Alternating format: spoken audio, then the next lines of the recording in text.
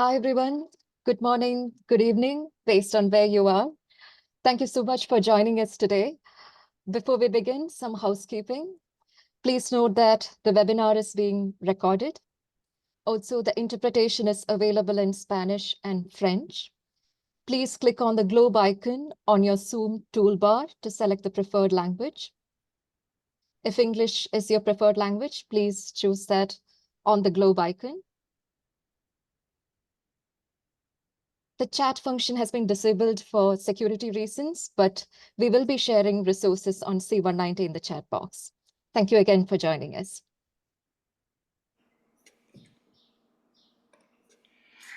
Thank you, everyone. My name is JJ Rosenbaum, Executive Director of Global Labor Justice. I want to welcome our speakers and everyone that's joined. And we are here to recognize and celebrate the collective efforts towards a world of work free of gender-based violence and harassment, and specifically 5 years of ILO Convention 190 and Recommendation 206. We want to recognize that this is the fastest ratified convention in ILO history, with, I believe we're up to 44 countries now that have ratified. It seems like more are joining every day. And we also want to recognize that it's more than ratifications, that the concepts and the commitments in the convention and recommendation have been implemented through law and policy, through collective bargaining, supply chain agreements, model contracts, and many more creative and powerful ways.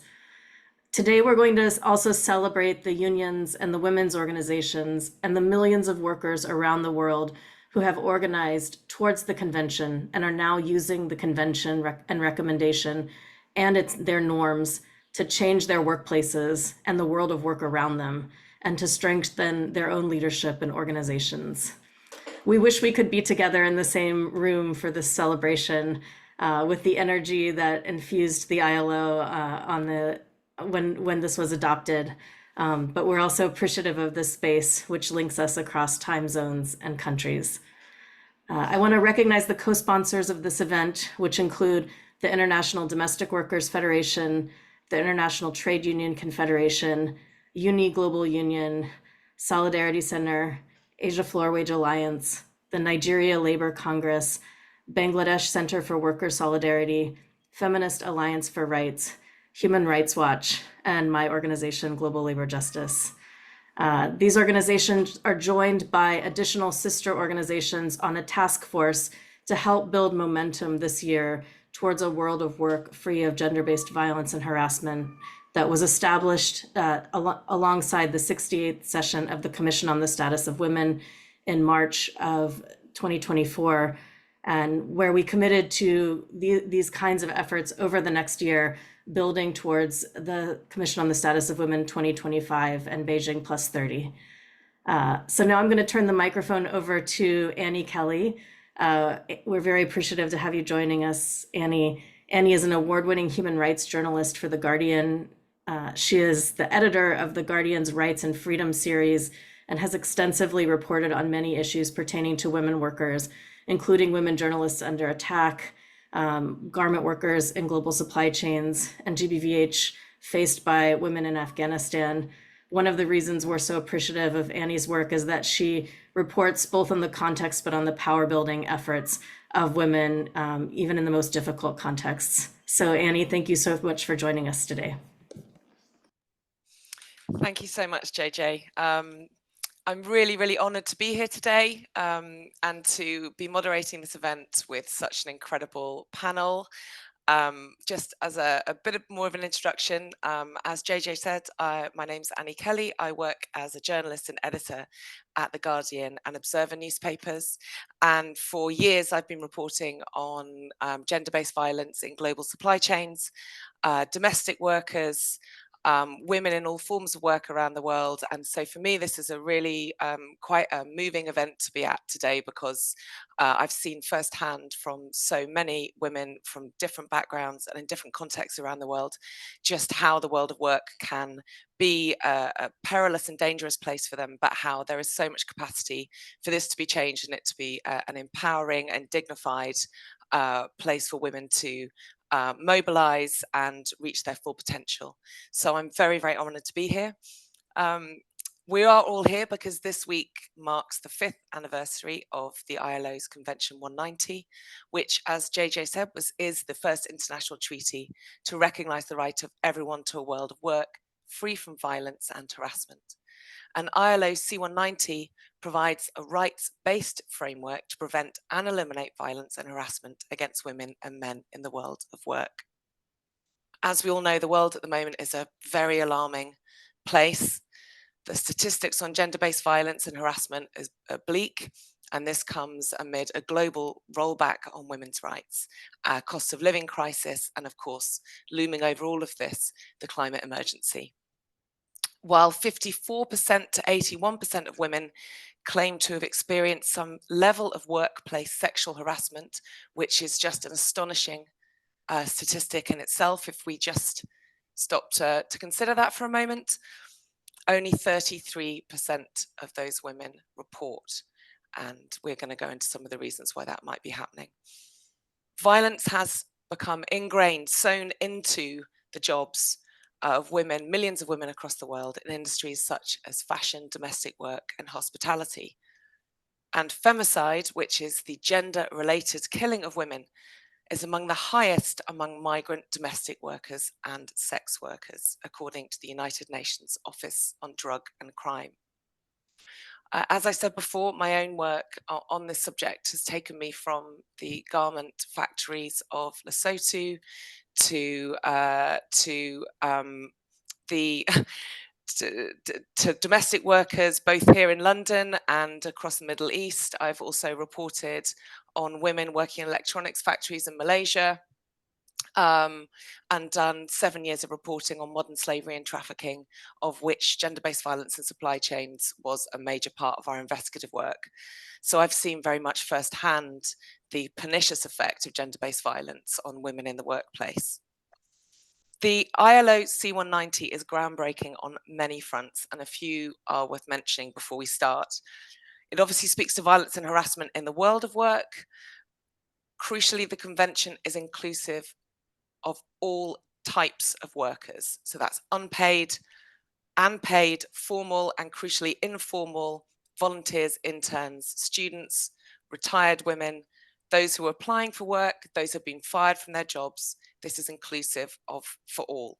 And the convention also does not discriminate based on the sector of employment either. So it's very much a top-down, top-to-bottom, very inclusive, groundbreaking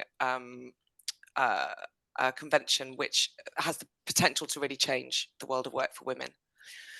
Today is about celebrating the implementation of ILO C190 and the resilience of all women workers around the world. And this marks the very first event of an arc of celebration that will extend until the UN CSW 69 and the celebration of the Beijing Plus 30 in March 2025.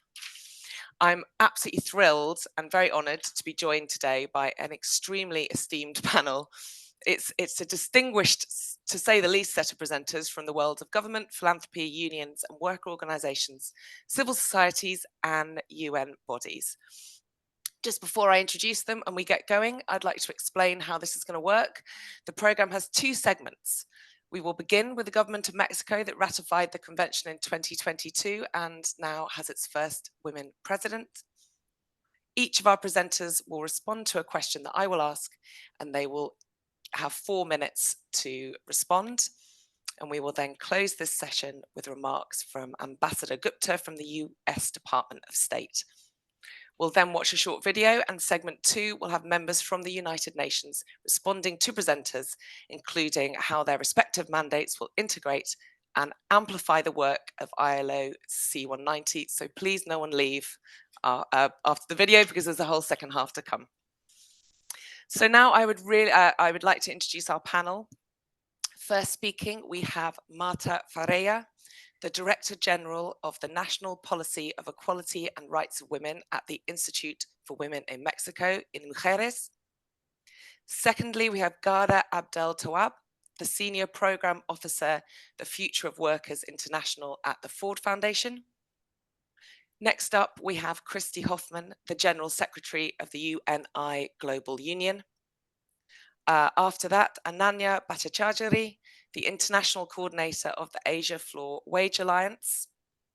After that, we have Fulya Pinar Ozcan, the member of the ITUC Women's Committee and the president of the Women's Committee at Uzlakish, I hope I pronounced that correctly, in Turkey. Next, Adriana Paz Ramirez, General Secretary of the International Domestic Workers Federation. And lastly, we will hear from Dr. Geeta Rao Gupta to close the session, Ambassador at Large for the Office of Global Women's Issues at the US Department of State. So first, I would like to introduce Marta Ferreyra. As I said, we're really honoured to have you here. And I was wondering if you could start by just explaining just how important ILO C-190 is to your work and give the context in Mexico. Okay, it's okay. Thank you. I will to thank all of you, Adriana Paz, especially. Thank you very much for the invitation. And I start in Spanish, if you ask.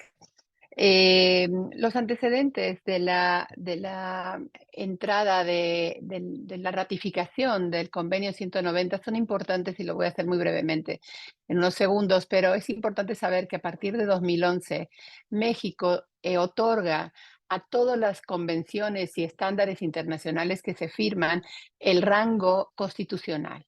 Entonces, eso quiere decir que una convención como la 190 inmediatamente pasa a formar parte de eso que es el estándar de derechos humanos constitucionalmente aceptados. Entonces, desata muy rápidamente acciones por parte del gobierno.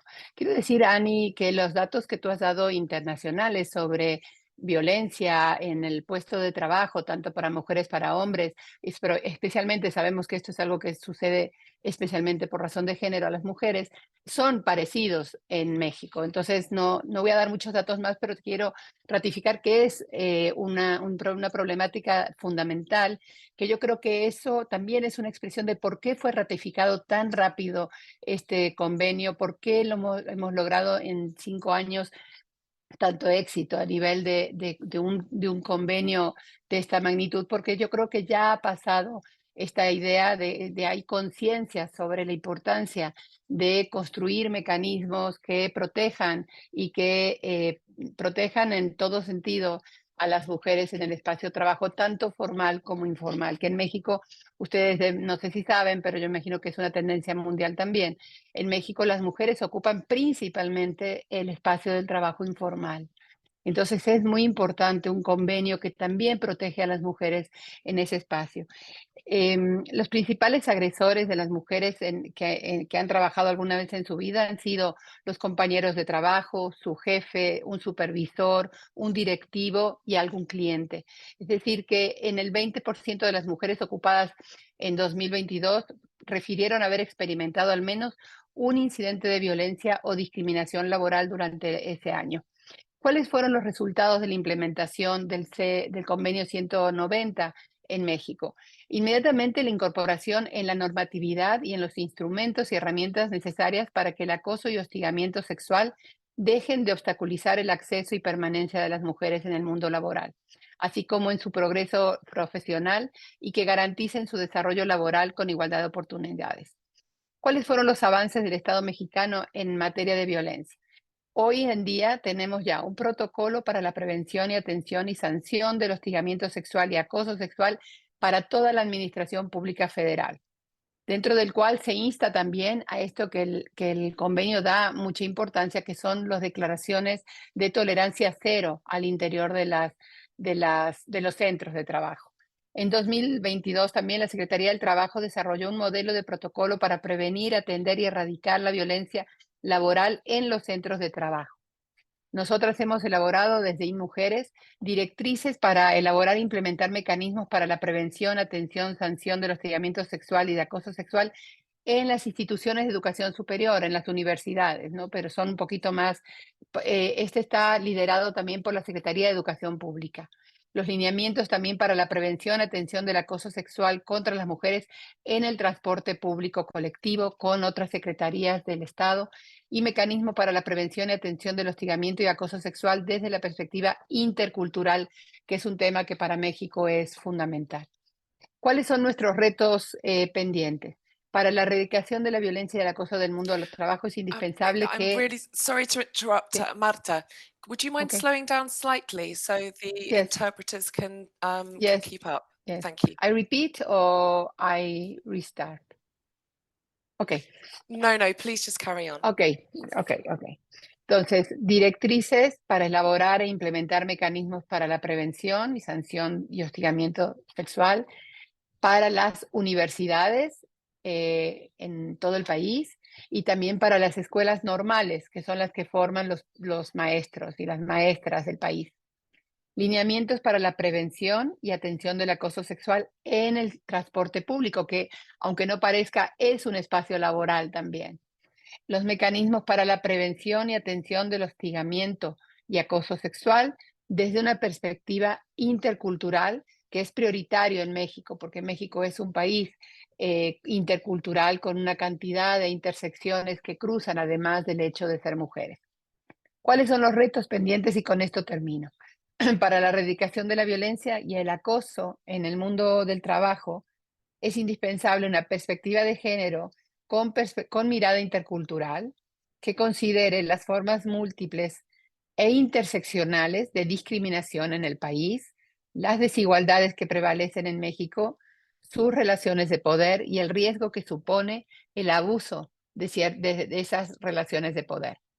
El acoso sexual en el ámbito laboral, las barreras y las tensiones que implican la doble jornada, la productiva y la reproductiva para las mujeres, la desigual participación en la toma de decisiones y en el reparto de los puestos significativos en las instituciones relevantes del país, salvo la presidencia, ya lo saben, México tiene una nueva una nueva presidenta recién electa, y la brecha salarial de género son algunas muestras de lo que llamamos continuum de violencia que viven las mujeres por razón de género. Sin duda, el Convenio 190 ha dotado al Estado mexicano de un nuevo instrumento para garantizar un mundo de trabajo libre de violencia y acoso mediante la suma de voluntades y el diálogo social. Muchas gracias.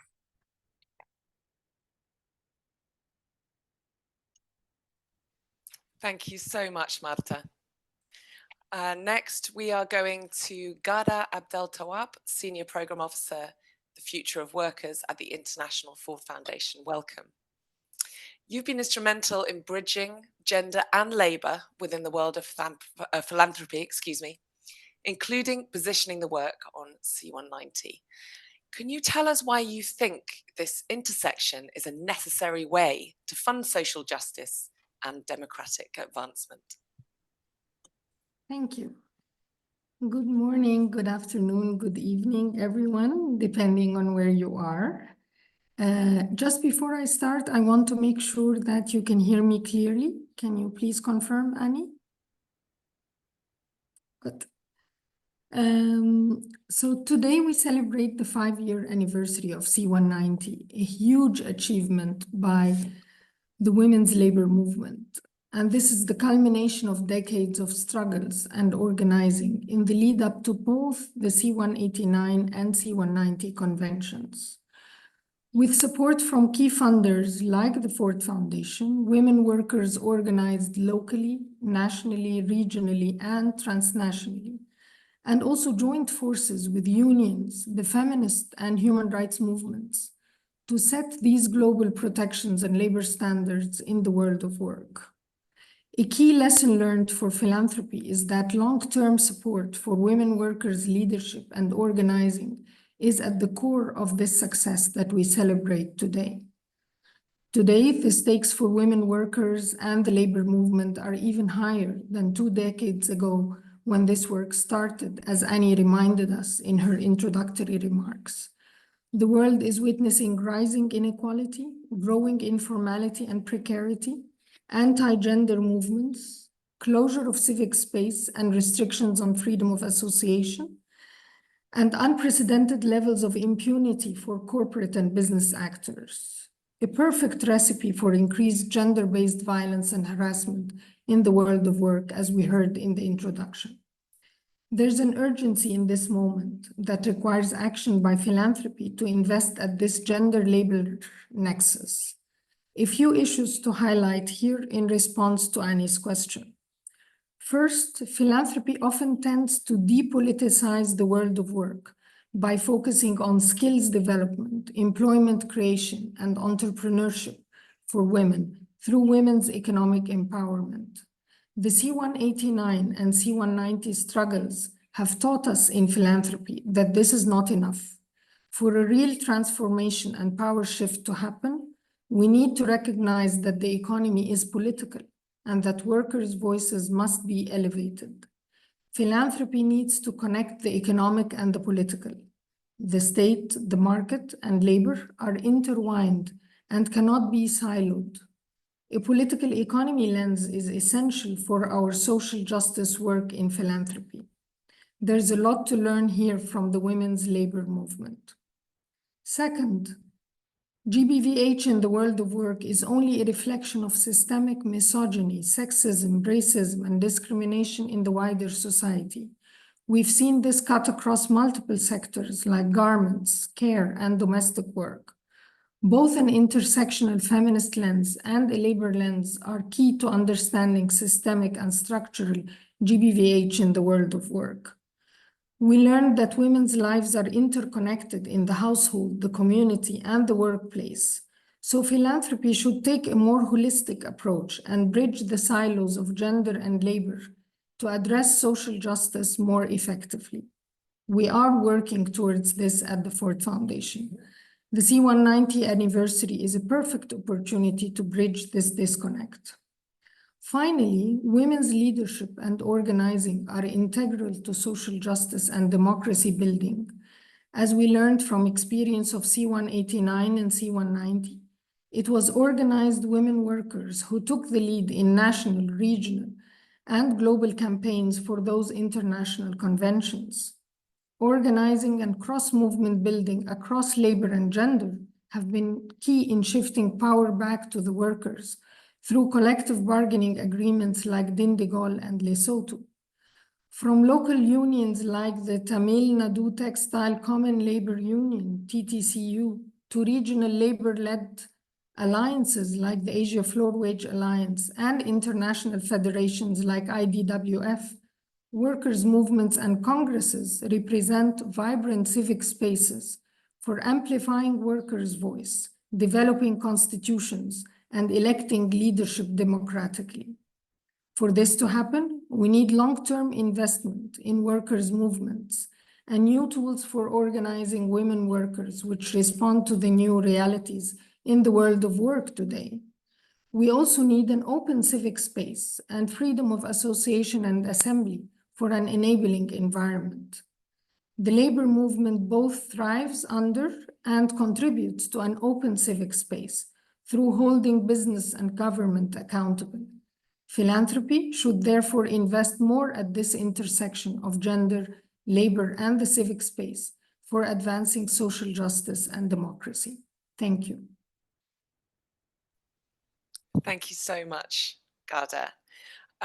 Next, I'd like to introduce Christy Hoffman, General Secretary of UNI Global Union.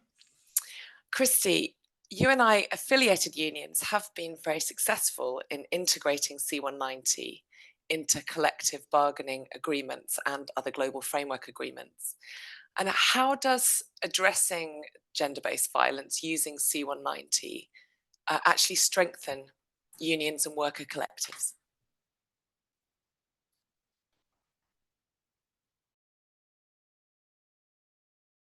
Oh, Christy, you're on mute.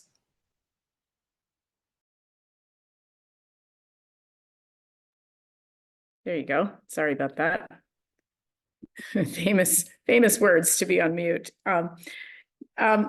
It gives me great pleasure to be part of this celebration, 5 years of the ILO Convention 190. And we know the struggle that we had to go through to achieve this together with all of our sister organizations who worked so hard to make this convention a reality. So the celebration is well deserved.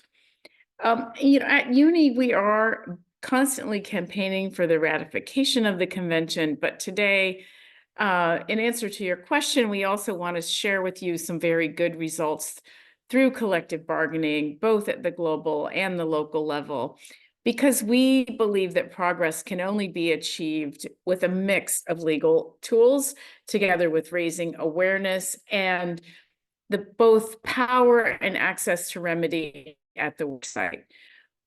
Legal measures don't work on their own without an environment linked to security that speaking out will not lead to the nightmare of retaliation. So just to give you an example, at the global level, Orange, which is the French telephone company, signed an agreement with UNI, which contained the text of C-190 even before it was adopted. In other companies like BNP Paribas, a French bank, La Banca Nacional del Laboro, Carrefour, which is a very large retailer, have also included anti-violence and harassment clauses in their agreements with UNI, which will then be passed on and carried out and respected at the local level. And then finally, of course, we've seen this language about gender-based violence and harassment added to the collective bargaining agreements as well.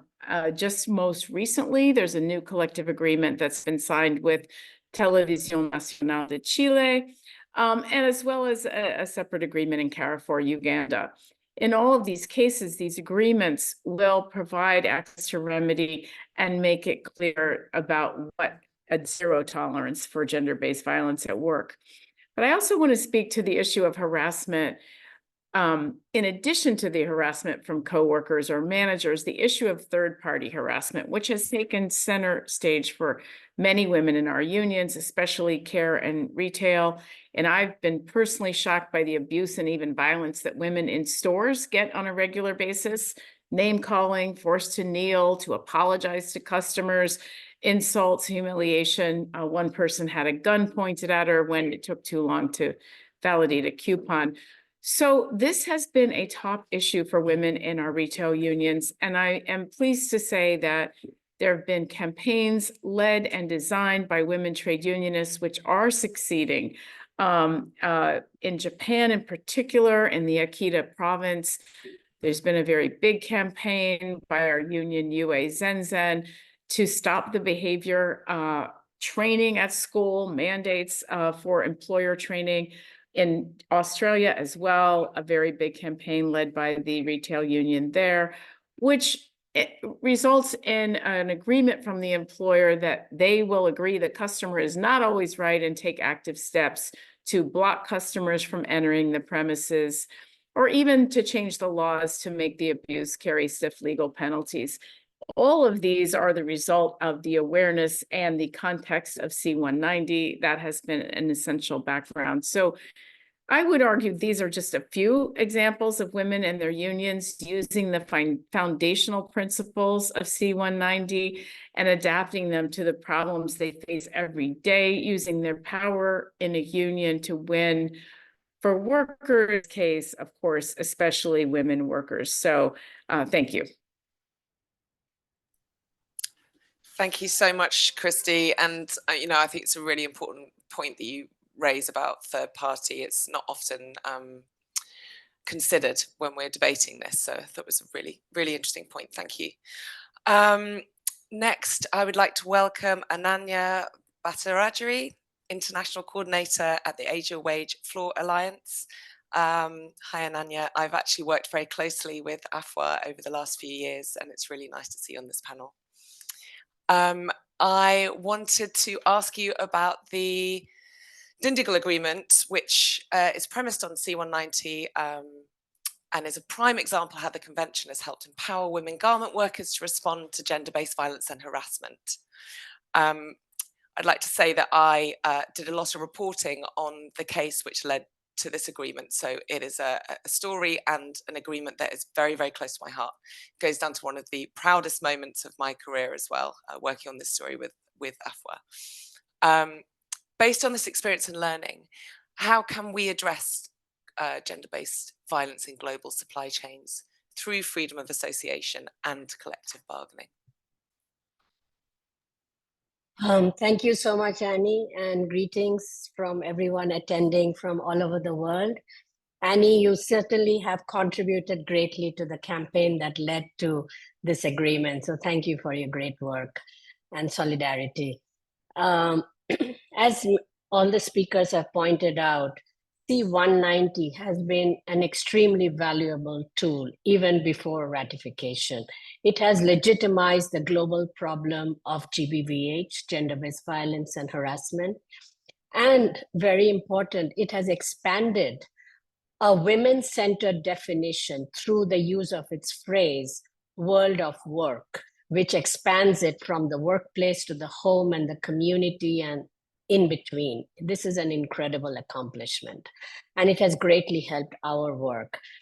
The Dindigul Agreement utilizes important concepts from C-190. Dindigul Agreement is the first of its kind agreement in Asia to address gender-based violence and harassment and caste-based violence and discrimination.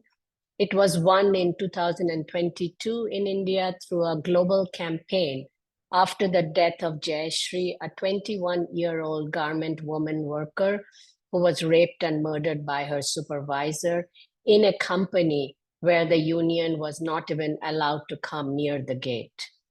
This was won by the courageous women-led majority Dalit union, TTCU, that Gada has also referred to. And this campaign, we were the proud supporters of TTCU from Asia Flowage Alliance, along with Global Labor Justice.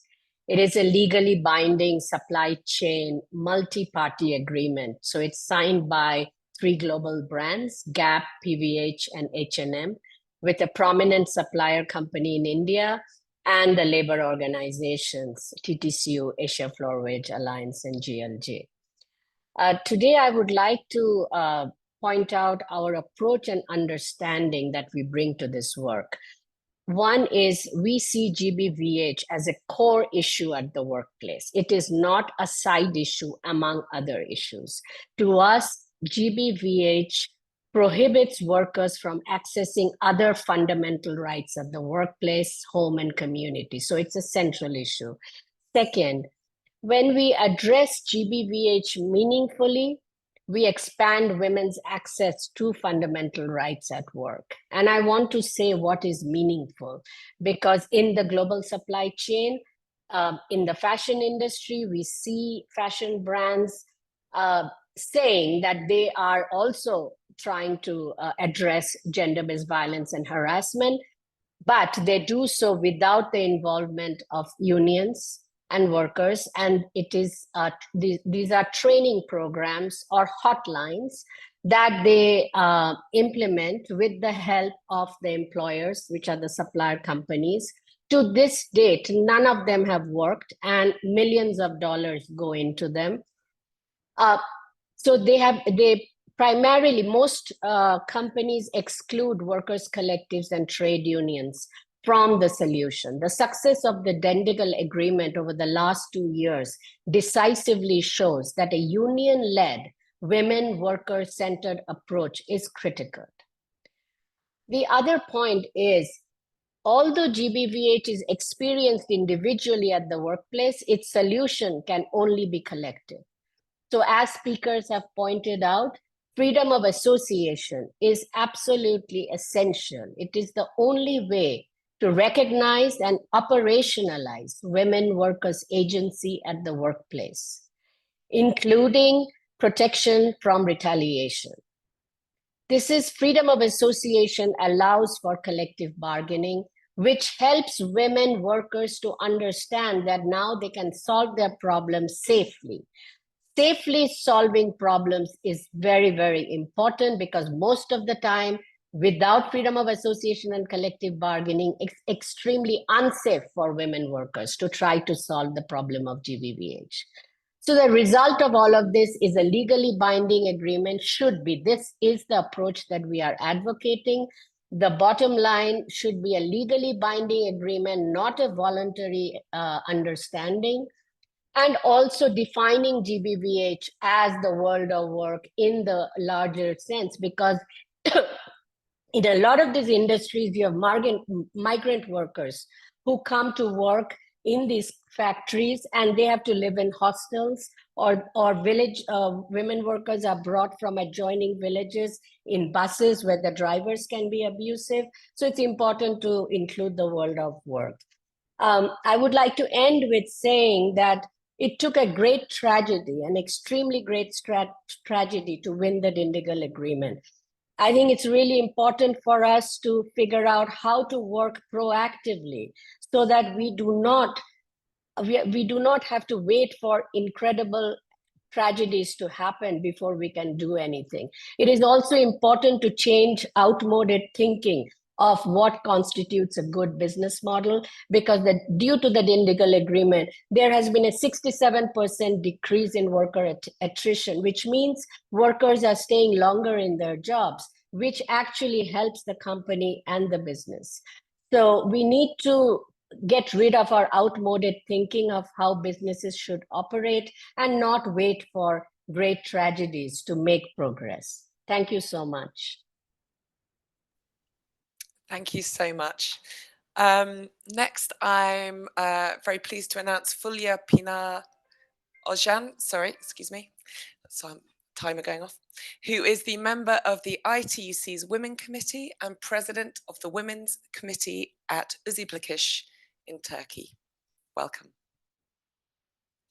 I would like to ask you that the ITUC surveys over the last few years, from 2022 and 2023, have been instrumental in understanding the importance of ratification as well as implementation of C190. How do you see C190 contributing to women's leadership and decision-making with labour unions, federations and collectives, which have, as we all know, been very traditionally challenging? Thank you. Good morning, good afternoon, good evening. I'm very honored to address you today on behalf of the International Trade Union Confederation, the global voice of the world's working people. ITUC represents 200 million workers in 168 countries. And after this very short introduction, because we have very limited time, I would like you to imagine waking up every morning in fear with the thought of going to work. Imagine the fear that follows you through the doors of your workplace, knowing that you might face harassment or violence simply because of your gender. Now imagine a world where this fear no longer exists, where every woman feels safe, respected, and valued. This is not just a dream, it's a possibility we are striving to achieve through the implementation of the International Labour Organization's Convention 190. C190 is more than a legal instrument, it's a beacon of hope, a promise of safer, more inclusive workplace for everyone. For many women around the world, especially those in trade unions, federations, and confederations, C190 represents a transformative opportunity. It offers a path to not only end workplace violence and harassment, but also to empower women to rise as leaders, to have their voices heard, and to drive the change they wish to see.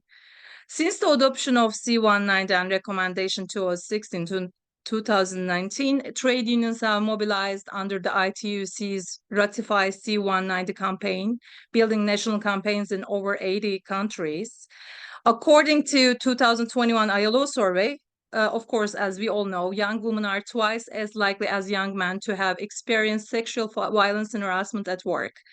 It's not surprising that mobilization around the Ratify C190 campaign was led by women, driving a gender transformative agenda within trade unions and world of work. Many unions have carried out activities to build the skills and capacity of women workers to take leadership positions, including mentorship programs and initiatives specially targeting young women. In Turkey, with the leadership of Hakesh affiliates, some other trade unions negotiated clauses on violence and harassment based on C-190 and Recommendation 206 in collective bargaining, and supported women's leadership so that they can effectively address gender-based violence, including the domestic violence. We have many examples to share. And many of the unions are also adopted internal policies to prevent and address gender-based violence and harassment in their own structures and related to their union work. At Özdeplikish, which I represent, beside adopting the internal policies, also we had unique example, setting up a social dialogue platform with all the stakeholders. I think it's extremely important for all the stakeholders involvement. And this resulted 20 companies signing zero tolerance commitment and take specific actions only in 1 year. We also had the focus group interviews, which showed us that many workers either are not aware of the violence and harassment in the workplace, or they're afraid of reporting it due to their cultural barriers. And thousands of workers and employers being trained to be breaking the culture of violence on this issue. And specific training programs were also introduced to develop women's leadership skills as part of broader C-190 implementation efforts. In Pakistan, for example, just to give you a couple of examples, PWFs, which represent informal and home-based workers, advocated for safer working conditions through improved reporting mechanisms. In Morocco's garment sector union has prioritized GBVH in organizing, and as a result, more women are taking up leadership positions. ITUC's goal is to achieve at least 50% of women's representation in decision-making bodies of all the ITUC affiliates. And C-190 is not just a policy. I think it's a promise that we will no longer tolerate the violence and harassment, a promise that we will achieve equality, and promise that we will uplift and empower women and other marginalized groups in every corner of the labor movement. Freedom of association is essential, as the other speakers are underlined, to achieve the change in the workplace. Together, we can build a world where women not only participate but lead, where their contributions are celebrated, and where their rights are fiercely protected. With C-190 as our guide and solidarity as our strength, we can and will make this vision a reality. Let us stand together, united, our pursuit of justice, and let our actions today inspire the leaders of tomorrow. Thank you. Fulya, thank you so much, and for such rousing words. That's absolutely it makes us all remember why we're here. And our final speaker, Adriana Paz Ramirez, who's the General Secretary of the International Domestic Workers Federation. Adriana, you are just back from a recently concluded International Labour Conference in Geneva, where the IDWF, your organisation, and other organisations led the discussion focusing on decent work and the care economy. And can you just talk to us a little bit today about why the care sector is so important to addressing GBVH in the world of work? Thank you so much, Annie. It is a pleasure to be here along with other comrades and activists and women that are making this world a better place through labor. I am going to switch to Spanish. I don't want to let Marta speak in Spanish alone, and because it is my first language. So I will switch to Spanish, and interpreters, I'm going to speak slowly, don't worry. Bueno, en primer lugar, agradecer esta invitación a todas las compañeras que organizaron.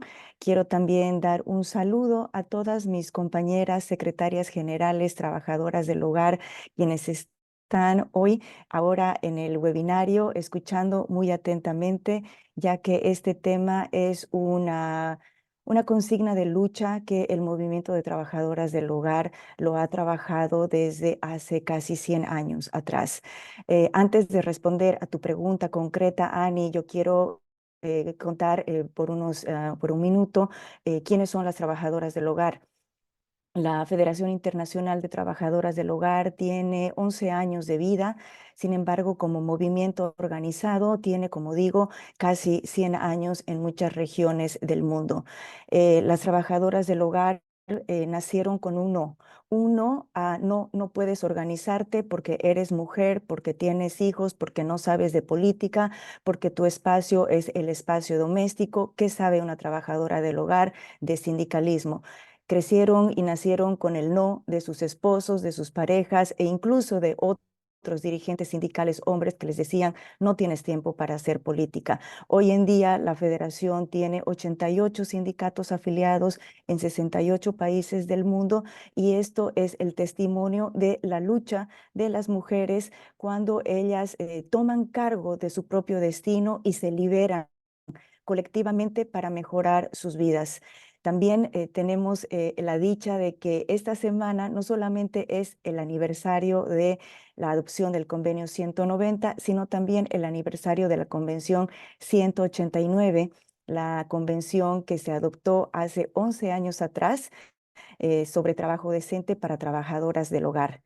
Esta convención fue posible gracias al movimiento organizado de trabajadoras del hogar junto a muchos otros aliados en el movimiento laboral que después abrió la agenda para temas importantes como la adopción del convenio 190 y para las actuales conversaciones sobre la economía del cuidado y el trabajo decente. Es decir, que el movimiento de trabajadoras del hogar ha abierto la puerta desde hace 11 años atrás a agendas feministas dentro del movimiento laboral, no solo dentro del movimiento laboral, sino dentro del espacio de nuestra casa grande, que es la Organización Internacional del Trabajo.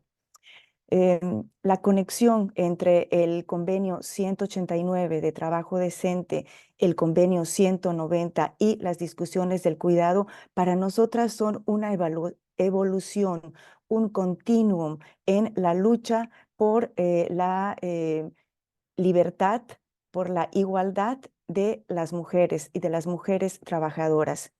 Las trabajadoras del hogar, en su gran mayoría, son mujeres negras, son mujeres indígenas, son mujeres migrantes. Y es el sector que tiene la mayor concentración dentro de las 5 primeras ocupaciones, que tiene la mayor concentración de trabajo forzado y de trabajo infantil. Es decir, que las opresiones de género, de raza, de clase y por estatus migratorio están todas bastante interconectadas, lo cual crea un mundo de violencia estructural en su ambiente de trabajo, en su mundo de trabajo y también en su vida en general. La manera en que las trabajadoras del hogar han usado las convenciones 189 y la 190 es de manera íntimamente ligada. Se lo ha usado estas convenciones de una manera muy contextual para movilizar campañas para la ratificación de estas convenciones, pero también para entrar en la vida político sindical y profundizar la democracia. Tenemos usos del convenio 190 de manera muy concreta a través de convenciones colectivas. Tenemos pocas convenciones colectivas en el trabajo doméstico debido a la naturaleza aislada de cómo trabajan las trabajadoras del hogar en casas separadas.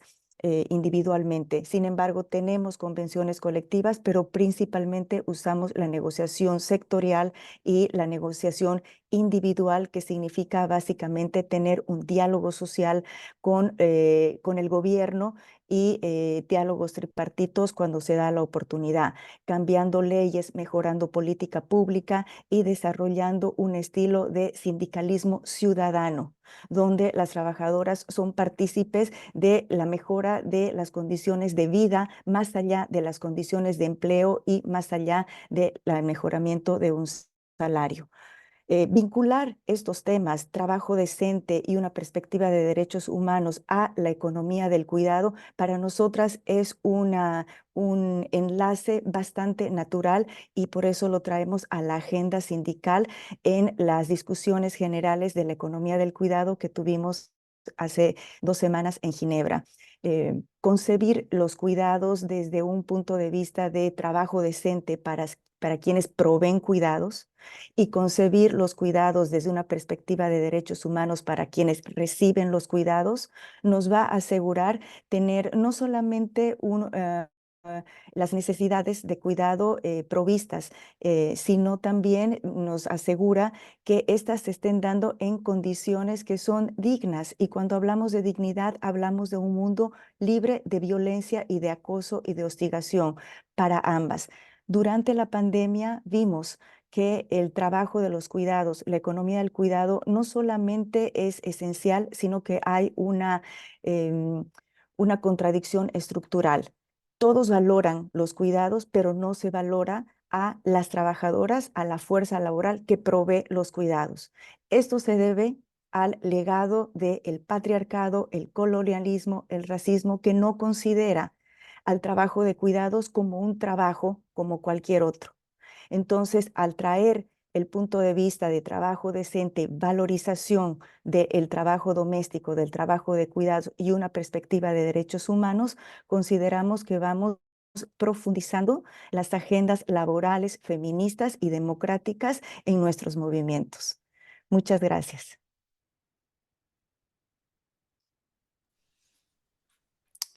Thank you so much, everyone. It's just been fascinating and an absolutely stellar panel, and I'm really honoured to be virtually sitting alongside all of you.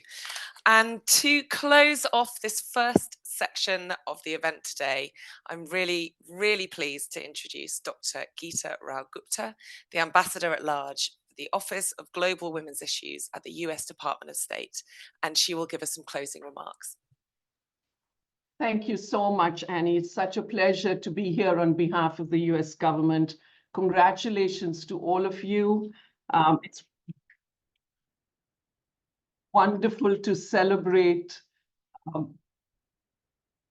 the 5th anniversary of C-190 with all of you, and it's because of your efforts through ratification, implementation, and integration that we are here today. So cheers to every one of you. It's a combined effort of women workers, civil society organizations, labor unions, international organizations, philanthropies, and governments. Fulya, I have to say that your passionate remarks made me raise my fist. You have all been very inspiring, and your expertise and deep knowledge on these issues, I learned a lot listening to you. Thank you. You all raised some really important issues, and I wanted to quickly just list the ones that resonated with me. The fact about the violence and the unsafe environments faced by women workers who are isolated, such as women in the informal economy and care workers, domestic workers. The issue of third-party harassment. Thank you for raising that. The issue of safety in transportation. It's not just the workplace, it's getting to the workplace. I think that's an important issue. The link between harassment and violence at work and gender inequality overall, the power imbalance that exists in our society. I think that's an extremely important point to underscore. And thank you so much, Ananya, for highlighting the Dindigul Agreement. It's an inspiring effort because of women workers who spoke up, who organized and mobilized to create that legally binding agreement. And it's because of all of that it's because of these kinds of agreements that women's leadership has been fostered. So I have to say that when I spoke to Kelly Faye Rodriguez, the US Special Representative for International Labor Affairs here at the State Department, about this event today, we both agreed that the United States government had to be here, had to participate, because this event aligns with the Biden-Harris administration's unprecedented leadership on women's equality and labor. The US government is devoting efforts and supporting civil society and labor to integrate C-190 principles on gender-based violence and harassment into all of our priorities. This includes here in Washington, D.C. in our diplomatic work, at embassies around the world, at the ILO and at the UN, because labor and gender equality for us are really cross-cutting issues. And we have repeatedly said that violence, sexual harassment, anywhere within the home, in the workplace, on the street, in times of war, in times of peace, is a gross human rights violation, and it must stop. My office, the Office of Global Women's Issues, has led the work at the State Department on the first ever interagency US strategy on global women's economic security, which lays out a vision in which women and girls around the world in all their diversity are able to fully, meaningfully, and equally contribute to and benefit from economic growth and global prosperity. We also have a strategy for preventing and responding gender-based violence globally. And in both of those strategies, eliminating gender-based violence and harassment at work is an important pillar. In November, President Biden signed the new Presidential Memorandum on Labor, which guides our foreign policy. It aims to empower workers, including women, in the workplace. Women workers, including from marginalized racial, ethnic, and indigenous communities, really rely on us to improve workplaces around the world and to support their success. So brand agreements like the Dindigul and Lesotho agreements are a wonderful example of how US companies are promoting high road investments and enabling women to make positive changes in their workplaces, including eliminating gender-based violence and harassment. And of course, our efforts overseas work in tandem with the administration's domestic actions to ensure equity and inclusion in good jobs that pay family-sustaining wages. We know there is much work for us to do here in the United States and in almost every country around the world. I just want to say I'm proud that my office plays a role in this work, and the department with Kelly and me both leading the charge on this issue, advancing this agenda. So really proud to be here and honored to share the stage with all of you. Thank you so much, Annie. Thank you, all of you. As again, it's been such an honor. So many great women coming together on this. It should really be a celebration for what has been achieved and kind of gaining power and momentum for the fight ahead as well. Hi, everyone. Before we move on to the announcement, I just wanted to remind you of the interpretation. If you're joining us late, please select your preferred language from the globe icon on the Zoom toolbar. Interpretation is available in Spanish and French. Thank you again, Prashanti, for your kind words. Happy 5th anniversary of C190. I'm here on behalf of the C190 ARC Task Force on Global Labor Justice to share an exciting update. Knowledge sharing and knowledge building are very crucial when it comes to collective policy efforts and collective organizing efforts. The task force is very excited to launch a microsite, which will document promising practices on C190 in 3 main areas, which is ratification, implementation, and integration of C190 principles. We'll be in touch with further details soon, and these practices will be documented from different geographic regions. Thank you. Thank you again for joining us today. Over to you, Prashanti. Thank you very much. I just wanted to recognize that this work that begins today, and this arc will end, not end actually, but continue until Beijing +30 next year. We really are about looking at the importance of addressing GBVH when strengthening and expanding labor markets. We want to center women's agency and leadership with collective bargaining. And we want to ensure that we recognize the inextricable links of gender equality, freedom of association, and women's collective power in the world of work. So transitioning on to the respondents from the UN mechanisms and the mandate holders, I want to begin with Fatima Christian Nindai, the Senior Gender Specialist for ILO's Decent Work, joining us from Dhaka, Senegal. Right. I also want to remind that we are running a tad bit late, so please keep your comments to the allocated time. Fatim, can you please talk to us about C-190? It has been a landmark treaty that ILO continues to champion, but based on also what you have heard, how can governments, employers, as well as worker organizations continue to position GBVH as a central issue within labor?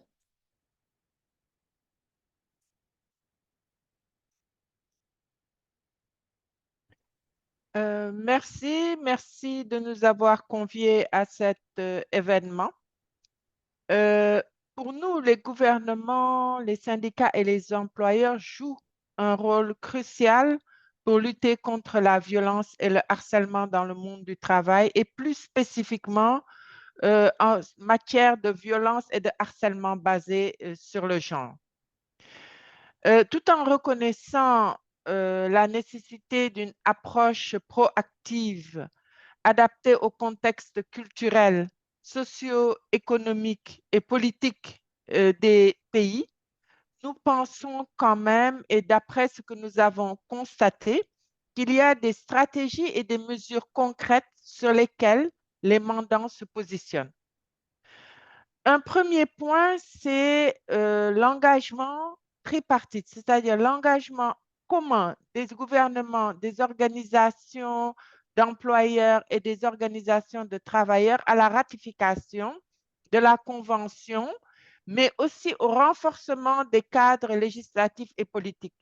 En Afrique, presque systématiquement désormais, lorsque nous refondons un code du travail dans un pays donné, la question de la violence et du harcèlement se retrouve au cœur des discussions et figure in fine dans le nouveau code du travail, ce qui pour nous est particulièrement important, même quand le pays n'a pas ratifié la Convention. Le deuxième point qui me semble aussi important, c'est qu'il faudrait que les législations s'étendent aux travailleuses de l'économie informelle. Quand vous prenez le cas de l'Afrique, près de 90% des travailleuses sont dans l'économie informelle. Et en plus de ça, ces politiques et ces codes du travail doivent être clairement définis. Ils doivent être accessibles à ces femmes. Donc, il faut en plus les vulgariser, c'est-à-dire que les femmes puissent avoir connaissance et conscience de ce qui est dans les codes du travail. Un autre point qui me semble aussi important, c'est la question du dialogue social et des négociations et des conventions collectives. Systématiquement, désormais, toutes les conventions collectives qui se font dans la sous-région de l'Afrique de l'Ouest, par exemple, intègrent la question de la lutte contre le harcèlement et la violence. Et ils mettent un accent sur non seulement la violence et le harcèlement en référence à la Convention 190, mais sur la violence et le harcèlement basé sur le genre et font des liens entre cette violence et d'autres droits féminins tels que les discriminations sexistes. Et pour nous, ça, c'est particulièrement important parce que la violence et le harcèlement doivent se repositionner d'une manière holistique par rapport à tous les autres droits au travail des femmes. Un autre point aussi que je voudrais souligner, et peut-être pour conclure, pour ne pas prendre beaucoup de temps, ce serait l'importance fondamentale qu'il y a de renforcer le leadership des femmes dans les organisations. Tant que les femmes ne seront pas au premier poste de responsabilité dans les organisations, que ce soit les organisations syndicales ou les organisations patronales, les organisations de la société civile, il y aura plus de lenteur. Je ne dis pas que ce sera impossible, mais il y aura plus de lenteur à ce que des questions telles que la violence et le harcèlement soient prises en compte et il sera plus difficile de promouvoir une culture organisationnelle inclusive et respectueuse des droits des femmes et de leur garantir un environnement de travail équitable pour tous et digne pour tous et toutes. Je vais m'en arrêter là. J'espère que je n'ai pas dépassé mon temps. Thank you, Ms. Sandai. Repositioning violence and harassment in a holistic way and expanding on women's agency and leadership is exactly what we need at this given time. So thank you for your remarks. I am now moving on to the two representatives from the women, I would say the human rights mechanisms.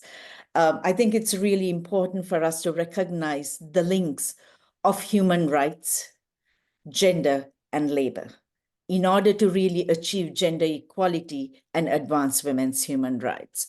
So I move on now to Laura Nirinkindi, the Vice Chair of the UN Working Group on Discrimination Against Women and Girls. It has been extraordinary to work with your team during the past few years, very specifically when you reported on the changing world of work for women, right? And now you're positioning your thematic report on care. So it is wonderful, and I would love to hear from you about how C190 is being integrated to the working group's normative framework to advance women's human rights. Thank you. Thank you so much, Krishanti. And it's a delight to be here. As you rightly said, the working group has supported the draft right from the drafting process of CINA 190 up to today. We are firm believers and champions of this very important legislation. Throughout its mandate, the working group has emphasized actually that harassment and violence in the workplace affect women disproportionately. It constitutes pervasive, brutal manifestation of gender-based discrimination. And these violations present a significant obstacle to achieving gender equality and a wide range of women's human rights. This is well documented in our report, as you say, and we invite participants to look it up on the internet.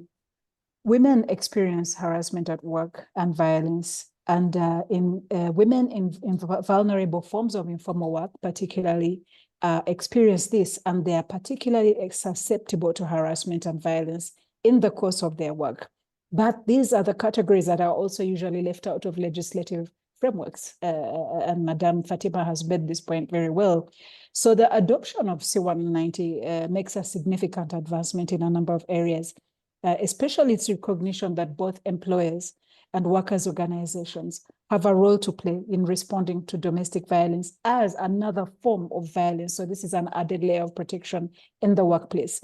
This shift is essential because it is an essential perspective that the working group appreciates, as domestic violence has historically been viewed as a private matter that impacts people in their homes rather than in their work.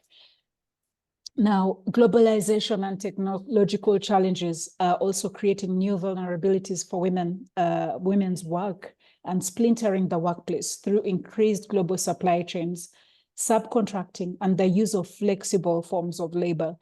Providing safe and decent work for all women remains a challenge today, especially given the increasing number of women working in the gig economy and outside formal workplace arrangements. So as the world of work changes, it will be critical that all women workers, regardless of their contract type, migratory status, or other types of intersecting vulnerabilities, they must have access to remedies and justice should they experience work. And this is something that the working group does to give a voice to victims of violence and very happy to include these areas that are emphasized in the C190.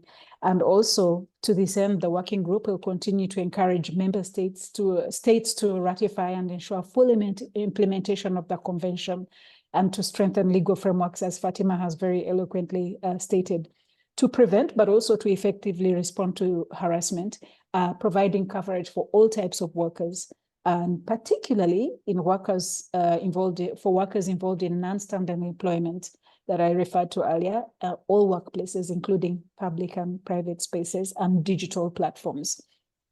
The working group will continue to recommend to states the adoption of concrete implementation measures for C190, taking into account promising practices that we identify as part of our work when we dialogue with civil society non-state actors, and other critical actors, including the ILO. I thank you so much for your kind attention. Thank you very much. I just wanted to let everyone know we are officially running late. We are 12 minutes behind, and I hope you will continue to be with us for the next 12 minutes. And thank you very much to the speakers for keeping to time. We next have Professor Tomaya Obokata, the UN Special Rapporteur on Contemporary Forms of Slavery, including its causes and consequences. Well, thank you very much for inviting me to this event, and I completely agree with everything that has been stated by all speakers, because what they said can correspond to what I have been discovering in my own work as UN Special Rapporteur on Contemporary Forms of Slavery. And as within this role, it is part of my task to promote international human rights and labor standards.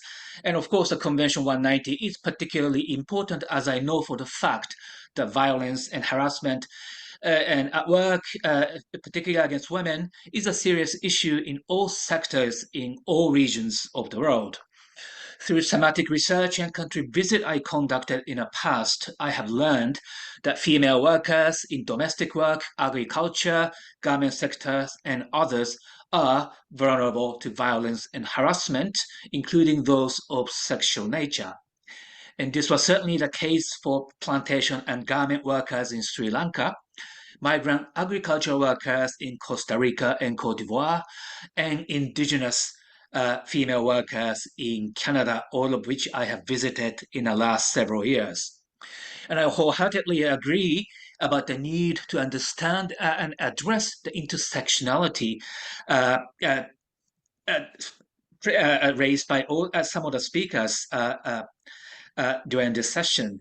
And obviously, all women are vulnerable to gender-based violence and harassment, but my experience has shown that indigenous, minority, migrant women and women with disabilities or gender diverse workers are particularly at risk of exploitation and abuse. And the convention, in my view, is also important in addressing violence and harassment in the informal economy, where female workers constitute the vast majority of workforce in a large number of countries.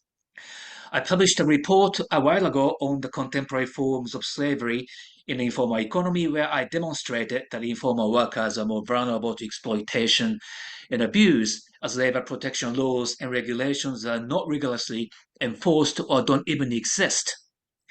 And this is a case, for example, for domestic work. The states bear the primary responsibility to protect workers in the informal sector. Among others, labor inspection must be strengthened in this regard, and states must also ensure access to justice and remedies for all victims of sexual violence and harassment.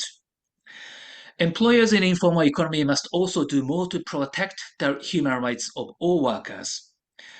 A starting point is to strengthen the human right to diligence among them, but I appreciate that there are certain challenges in promoting this among employers in the informal economy.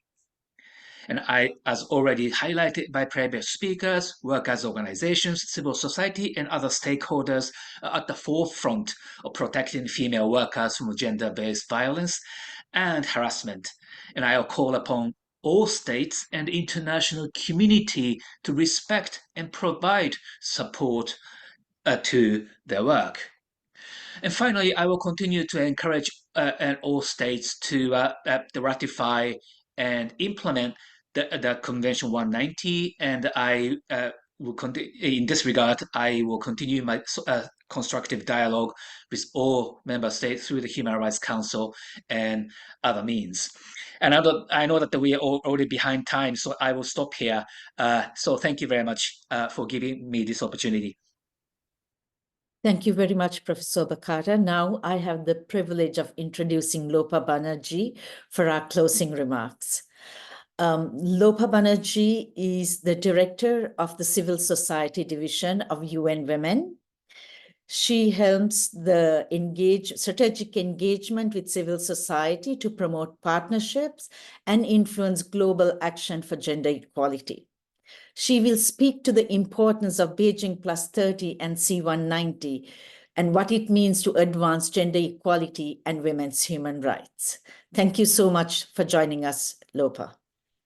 Thank you so much, Krishanti, and greetings to all the speakers on this panel, but also many congratulations to you, Krishanti, and to all the organizers for this excellent session starting from my time, 8 a.m. in the morning. It's really been a very exciting discussion. And I particularly celebrate this discussion because I remember with such excitement, Krishanti, the adoption of C190 5 years ago. UN Women was very much part of the of this journey together with women's rights organizations, women's labor movement, UN agencies, ILO, and others on this path.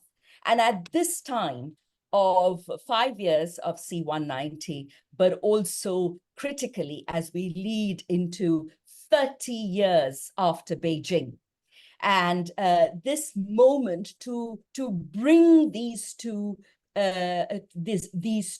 moments together and these two aspects together in order to be able to link gender, women's rights, the politics of the economy, the political choices related to economic policies, democracy, and labor. To be able to link this in a critical way is going to be central as we move forward, including next year as we look at SDG at 10, at the Sustainable Development Goals at 10.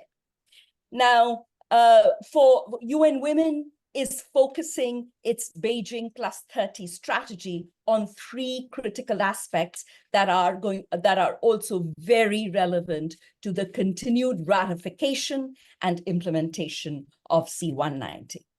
The strategy stands on 3 legs: account, recommit, and resource. Accountability of governments and stakeholders to past, present, and future intergovernmental commitments for gender equality, women's rights, and women's empowerment. Recommitment of member states and stakeholders to the accelerated implementation of the Beijing Platform for Action, the SDGs, and all other normative frameworks that support gender equality and women's rights, including the C190. And resourcing women's movements, resourcing feminist movements, resourcing the women's labor justice movement, resourcing institutions that support women's rights and gender equality, resourcing gender machineries. And therefore, this framework brings together the opportunity to really address this nexus at this time of what we are seeing as precarity of work and livelihoods, as impunity, both impunity of corporate actors, but also impunity of democratic actors to be holding democracy and gender at its core, and the overall rights rollback that we are seeing. It is going to be absolutely central as we look at C190, both the ratification and the implementation, but also to look at this current context in terms of the changing world of work, and look at the ratification and implementation to be addressing the fact that there is a continuity of violence from online to offline. That track of online and offline. So the technology facilitated gender-based violence as a critical aspect of addressing the women's world of work has expanded to be in the AI and technology space, in the virtual space. So the ability of C190 to regulate that world of work which is outside of the physical space. That's number one. Number two, to be able to look into the new aspects that have come in. For example, the violence against women running for office, violence against women in politics. This is about women's work, expansion of women's work, and looking at those areas, looking at the expansion of care work, and therefore the link between strengthening the link with C190 and all domestic violence legislation, so as to be able to look at the theater of work out in its expanded capacities. I am going to end here to say that this moment is a really opportune moment for all of the actors to come together to look at this moment of Beijing +30, C190, the SDGs and its comprehensiveness around addressing gender equality, women's rights, and women's empowerment, and a moment to really strengthen women, the feminist movement, including the gender justice and labor justice movement. Thank you so much, Krishanti. Thank you to all the speakers, and back to you. Thank you very much, Lopa. What a way to end. Account, recommit, resource. I want to take this opportunity to thank Erin from the Solidarity Center, Caitlin and Ardra for ensuring that this particular session ran as smoothly as it has. It is also important that we recognize the brilliant journalism of Annie Kelly and her moderation today. Thank you to all the speakers, and may we all rise. Thank you. This is Krishanti Dharmaraj from the Feminist Alliance for Rights.